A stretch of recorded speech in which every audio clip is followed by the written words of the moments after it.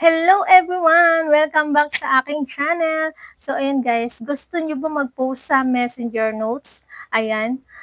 Pero nag-aalangan kayo kasi baka mabasa ng maling tao. Ayan. Ibig sabihin guys, yung ayaw nyo lang makakita ng notes nyo sa Messenger. So for today's video, ay tuturo ko sa inyo kung paano mag-share ng notes sa Messenger na hindi nyo na kailangang i-hide ang lahat ng inyong mga friends.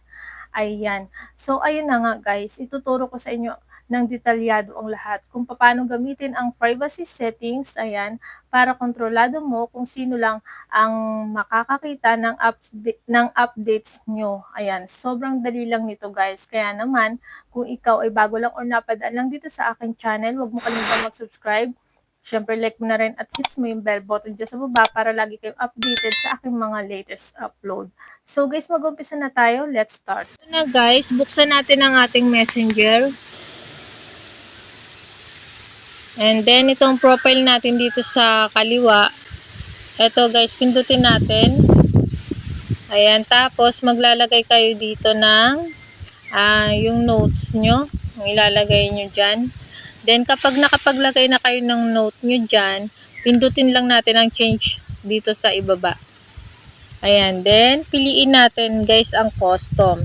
Ayan. Kapag yan ang pinili nyo, kayo ang pipili ng specific na tao. Halimbawa, gusto mo, barkada mo lang yung makakita ng notes mo or ang kapamilya mo lang yung gusto mo makakita ng iyong notes. Ganyan.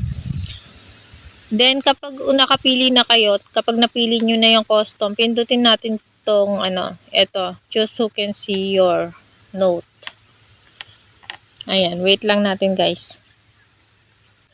Then, dyan guys, lalagyan nyo lang ng check yung mga taong gusto nyong makakita ng notes nyo.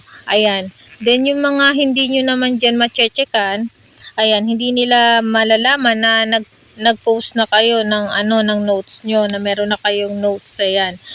Ito ang pinaka-safe na paraan guys para i-limit ang inyong audience. Ayan. And then kapag okay na, back lang tayo guys. Tapos scroll lang tayo dyan. Ayan. Then dito guys, pipili kayo kung gaano katagal mananatili yung notes nyo.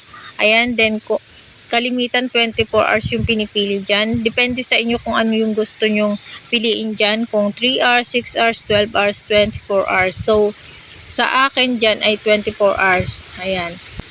Then, kapag nakapili na kayo, isi-save nyo lang siya guys para ma-save yung pagbabago. Diba? Kung hindi nyo isi-save yan, kung ano yung nakasave dyan kanina, kunyari public, ganyan, magiging public pa rin yan. Hindi yan magiging custom.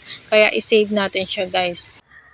So, ayan guys, di ba ganyan lang kadali, kampante ka na ngayon mag-share ng notes mo dahil alam mo na kung sino lang ang makakabasa, ayan, ng mga notes nyo sa Messenger. So, tandaan, privacy is key sa social media. Ayan. Kung nakatulong, wag kalimutan mag-like, share, subscribe, and comment down below kung may katanungan kayo at sasagutin ko yan sa comment section. So, kita kasi na lang ulit tayo sa nagkang video. Thank you for watching. Bye!